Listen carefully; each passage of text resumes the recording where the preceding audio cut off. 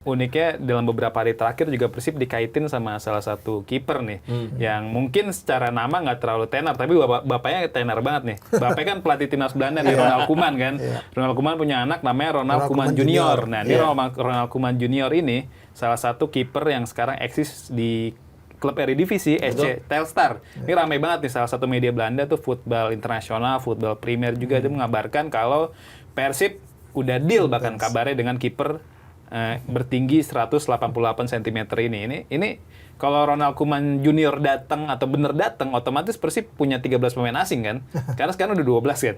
Sedangkan regulasi liga cuma diizinkan 11 pemain asing. Nah, kira-kira siapa yang terpental, Bang? Ya itu kan baru musim depan pasti. Itu kan baru musim depan. Yang pasti memang kebutuhannya sekarang cukup agak signifikan ataupun cukup agak urgent ya buat Persib adalah mendatangkan kiper baru untuk menjadi entah itu pesaingnya Teja ataupun pelapisnya Teja gitu. Ya, kalau misalnya kiper Eredivisie ini yang memang dalam top perform gitu yang didatangkan kemungkinan akan diplot sebagai kiper utama juga. Pastinya gitu Ronald Koeman Junior. Ya harganya juga pasti nggak main-main. Kalau melihat itu ya pasti akan ada satu pemain asing yang akan dikorbankan. Gue rasa sih pemain asing yang akan dikorbankan adalah yang dari putaran kedua ini yang nggak perform. Ya kita tunggu aja nanti siapa yang nggak perform. Kalau dari ininya ya, dari performa awal yang gue lihat ya agak terancam tuh Levin Kurzawa. Dia nggak cepat adaptasi, harus diakuin, nggak cepat diadaptasi. Sergio Castel masih so-so lah, lari-lari gitu ya kan, tapi belum bisa cetak gol. Cuma kalau satu lagi siapa ya, Dion Mark kan ya ini kan pemain lokal ya, itu ada program jangka panjang nggak mungkin. Kalau bicara pemain asing lagi paling Ramon Tanki bisa jadi karena udah sempat agak naik tapi ngedrop lagi sekarang ya, makanya itu akan menjadi salah satu yang tiga yang akan menjadi sorotan nanti kalau menurut gue ya. Nah kalau Mas Ibam gimana ngeliatnya? Ini sosok Ronald Koeman Junior mungkin Teja Pakualam oke lah di Super League saat ini juga mencatatkan clean sheet terbanyak ya di Liga Indonesia. Tapi ketika Persib ingin perform di kompetisi antar klub Asia, mungkin Persib butuh kiper yang lebih secara postur lebih oke, bisa build up. Dan kan kalau Persib tahun ini juara Super League lagi kan otomatis mereka bakal tampil di playoff ACL 2 musim depan ya. Nah ini seberapa besar kebutuhan Persib akan kiper baru seperti si Ronald Koeman Junior ini? Pemberitaan media asing itu sebenarnya ya cukup buat jadi referensi aja kalau menurut gue pribadi ya. Tapi gue sih udah nggak terlalu percaya sama pemberitaan media asing jujur karena yang pertama kan yang ngeberitain itu awalnya ketika Barba mau hijrah. Emang pada kenyataannya juga ada di ke arah sana, tapi kan itu tidak akan 100% terjadi, bakal sesuai dengan komitmen antara klub dengan pemain gitu. Terus yang kedua ada pemberitaan Lequip bahkan terhadap Levin Kurzawa yang akhirnya memang merapat. Jadi ada benernya, ada salahnya juga gitu kalau kita membaca pemberitaan dari media asing. Yang jelas memang kalau buat gue pribadi Persib untuk tahun depan perlu upgrade karena targetnya pasti harus lebih tinggi. Boboto juga cukup demanding, terlepas siapapun namanya.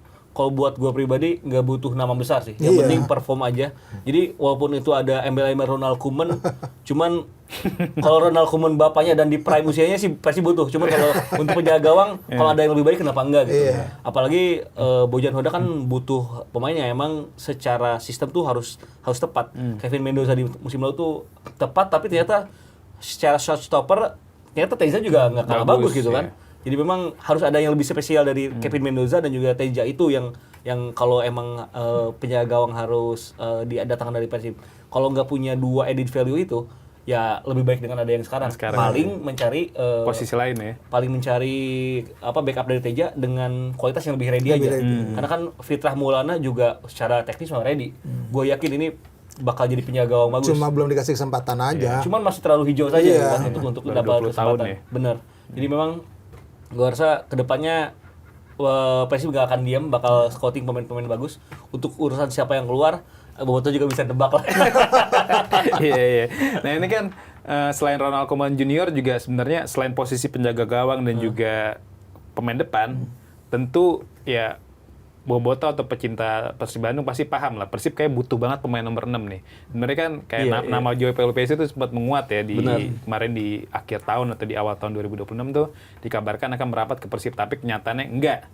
Walaupun ya itu bisa dibilang rumor lah. Nah tapi sebenarnya gimana nih kelanjutan kabar Joey Pelupesi, ada bocoran nggak Bang? Atau memang Gue belum dapat.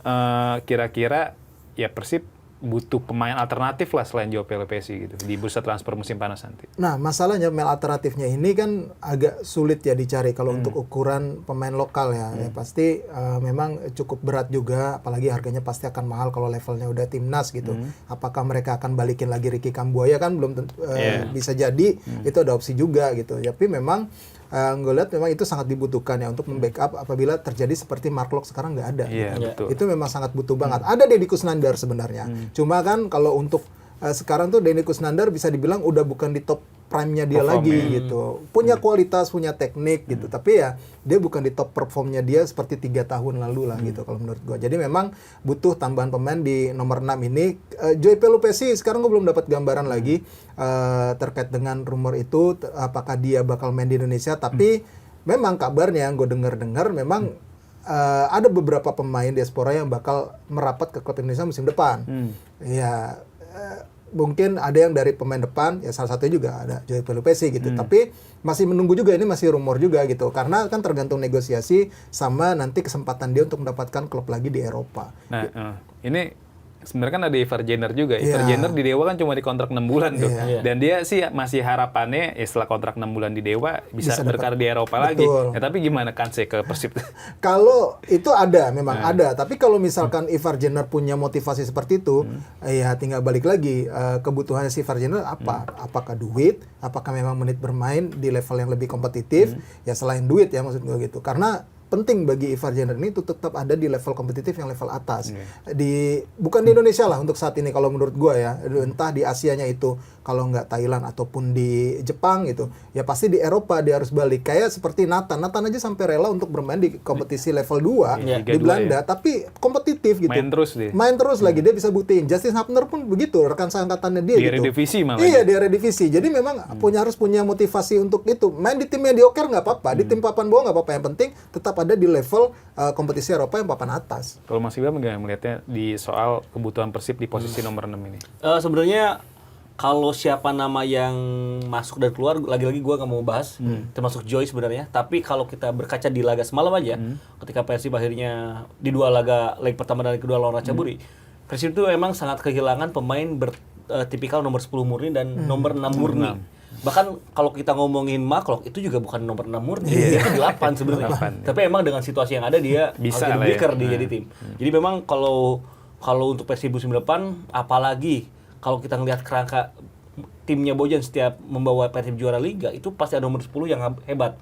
Beltrame di musim pertamanya, lalu juga Tyran Delpino di musim kedua. Jadi memang itu adalah sosok pemain yang dibutuhkan ketika secara sistem Persib sudah deadlock, ada pemain yang bisa ngasih magic di atas lapangan. Nah, pemain-pemain inilah yang musim ini memang nggak dimiliki oleh Persib. Jadi kalau musim depan Bojan pun kalau masih ada di Persib, ya kayaknya ini bakal jadi satu pos yang bakal diincar gencar sih sama Persib Bandung gitu. Untuk pemain diaspora untuk main ke Indonesia sebenarnya gua sih mikirnya pada akhirnya emang bakal kejadian cepat atau lambat ya. Cuman sih gua nggak expect juga ada beberapa nama yang sangat cepat langsung berada di Indonesia. Dan itu nggak salah juga. Itu pilihan pemain. Cuman apa yang gua lihat sekarang sih lebih gini aja ya. Mungkin pemain-pemain ini harus berkaca sama apa yang terjadi pada Martin Paes gitu. Sabar aja gitu. Gila, sabar aja. Konsisten kata yang Mas Rais bilang, tampil di klub-klub yang mungkin mediocre atau enggak bukan bagus. Kalau rezekinya bagus, kalau dia perform di musim itu, kalau dapat agen yang tepat, tiba-tiba di-sign sama Ajax kan gila juga gitu kan. Biasa, ya. Seneng juga kita ngeliatnya kan. Ya. Sekarang ada beberapa pemain juga kan baru dapat agen baru, Ken Dinjem, terus juga Noah Pohanto yang kemarin dipersiapin di Piala Dunia U17. Jadi ya memang nih peran agen juga sangat dibutuhkan kan. Dan saat ini kan yang jadi banyak jadi ramai dibahas tuh Fardi Bahdim kan. Jadi pemain-pemain yang dibawa dia tuh ke Indonesia semua kan. Sebenarnya kalau untuk liga sebenarnya nggak cuma di Eropa loh. Kalau gua rasa kayak J-League 2 itu juga oke. Liga 2 Korea. Super League 2-nya Turki juga oke gitu. Maksudnya yang liga-liga seperti itu, kalau yang Eropa Timur, Bulgaria mungkin gua nggak terlalu ya. Tapi kalau Turki itu masih aman lah. Yunani masih aman lah. Yunani gitu masih aman, yang kemungkinan masih bisa lah. Bahkan kalau harus lebih spesifik lagi, Liga Siprus tuh lagi Liga Siprus. lagi naik daun ya. David Luiz di sana, terus penjaga gawang Ochoa di situ. Iya. Bahkan Kastel juga Siprus. Jadi memang liga-liga seperti itu mungkin ya tetap lebih better dibanding langsung ke Indonesia di usia yang masih sangat muda gitu.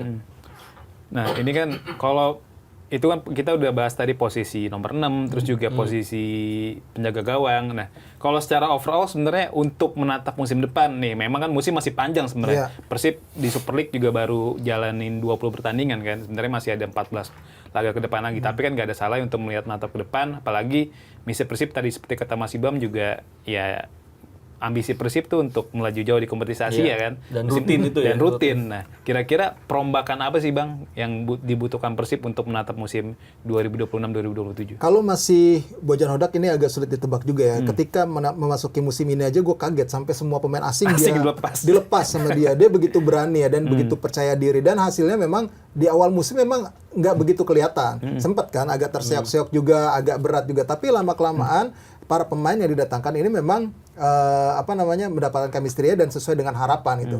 Kemungkinan besar kalau memang ada pemain asing yang sekarang ini tidak memuaskan, itu bakal dirombak gede-gedean juga untuk musim depan.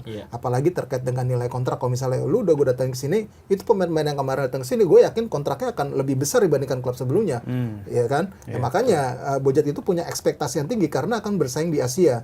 Kalau misalkan levelnya besok kembali akan ke Asia, pasti gue yakin akan pemain yang tingkatnya lebih tinggi dari yang sekarang bakal didatangkan. Mungkin hanya beberapa pemain lah yang dipertahankan. Contoh misalnya Federico Barba, kalau dia masih betah. Ya kan? Kalau dia masih betah. Kan sekarang kan mungkin udah ada negosiasi kemarin, ada pendekatan secara personal lah yang akhirnya membuat Federico Barba, oke, gue tetap stay gitu kan. Itu kan pendekatan yang bagus secara personal gitu. Jadi memang kalau gue lihat mungkin pemain asing yang akan agak dipertahankan ya. Sekarang mungkin hanya Julio Cesar, Federico Barba. Sejauh ini yang gue lihat ya. Kalau selebihnya masih so-so. Masih so-so gitu loh. Yang nggak ada yang terlalu istimewa banget lah untuk ukuran pemain asing yang sebenarnya diharapkan bisa berdampak bagi Persib.